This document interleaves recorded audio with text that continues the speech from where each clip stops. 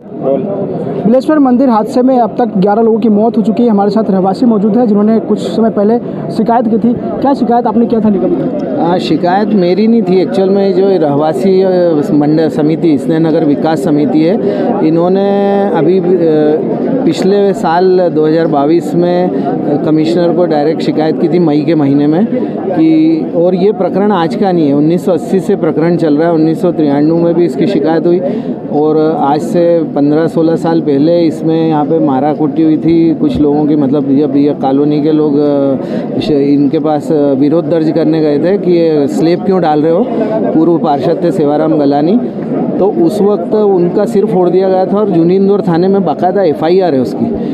और उस वक्त से लेकर अभी तक शंकर ललवानी जी जो कि सांसद है, नाम नहीं लेना चाहिए लेकिन मैं खुलेआम ले रहा हूँ क्योंकि उनके संरक्षण में ये सब हुआ है। यहाँ पे क्षेत्र में जितना भी अतिक्रमण, आपको मैं बताऊं कि जो ये प्रीतम दास सभागृह बना हुआ है, स्वामी प्रीतम दास, वहाँ टंकी हुआ करती थी, तो वो टंकी जर्जर बता के तोड़ के वहाँ भी हॉल बना लिया उन लोगों ने और उसको किराए से चलाते हैं ट्रस्ट बना के।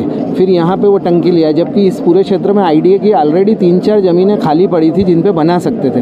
ये शहर का सबसे बड़ा बगीचा था और इसके ऊपर पहले अतिक्रमण किया, टंकी बना के। नगर निगम ने भी अतिक्रमण ही किया, खेलने की जगह उस पर बगीचा बना रहे हो। उसके बाद यहाँ पे ये मंदिर का भी अभी निर्माण बढ़ता चला गया।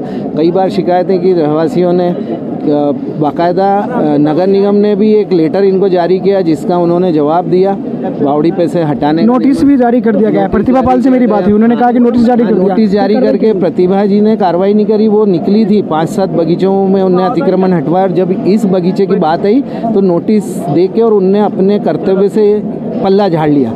अब वो किसके दबाव में आया ये वही बता सकती हैं, लेकिन मेरी मुख्यमंत्री महोदय से स्पष्ट इस चीज़ में एक निवेदन है कि जो इस एरिया का ZO है और जो शहर के आयुक्त हैं उनको सबको सस्पेंड किया जाना चाहिए, क्योंकि सीधे सीधे उनकी जिम्मेदारी। 7 दिन का आपने नोटिस दिया तो आपने तोड़ा क्यों नहीं? आप किसके दबाव में थे?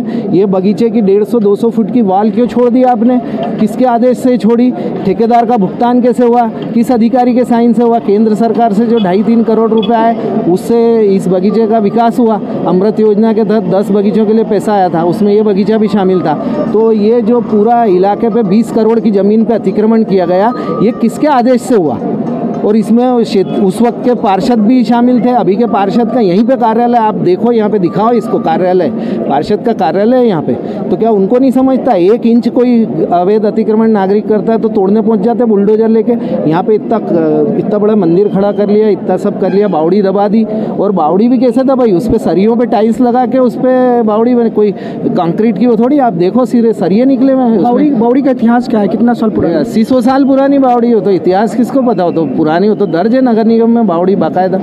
जब आप करोड़ों रुपए जलमल योजना में खर्चा करते हो, सरकार से आते, केंद्र सरकार से स्वच्छता अभियान में, उस पे खर्चा करते हो तो ये बावड़ियों को खाली कराना चाहिए ना अतिक्रमण से। कुएं बावड़ी सारे साफ़ कराना चाहिए। एक टाइम था इससे पूरे क्षेत्र को पानी जाता था।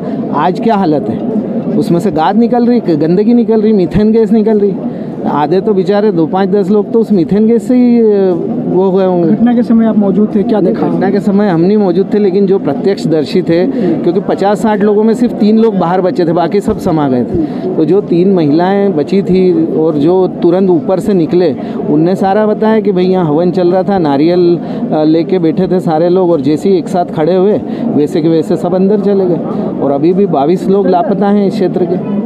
13 लाशें निकल चुकी, लगभग 22 लोग अभी भी लापता हैं। और गाद निकल रही है, अब तो सिर्फ गाद और पानी निकल रहा है गंदा। रेस्क्यू ऑपरेशन रोक दिया गया है। तो कहीं ना कहीं नगर निगम की लापरवाही सामने आ रही है, क्योंकि कुछ समय पहले यानी कि 1 साल पहले इस पूरे मामले को लेकर नगर निगम कमिश्नर से शिकायत की गई थी। उसके बावजूद भी ये कार्रवाई नहीं हुई और आज इतना बड़ा हादसा हो गया। संजय कुमार, नवभारत टाइम्स, इंदौर।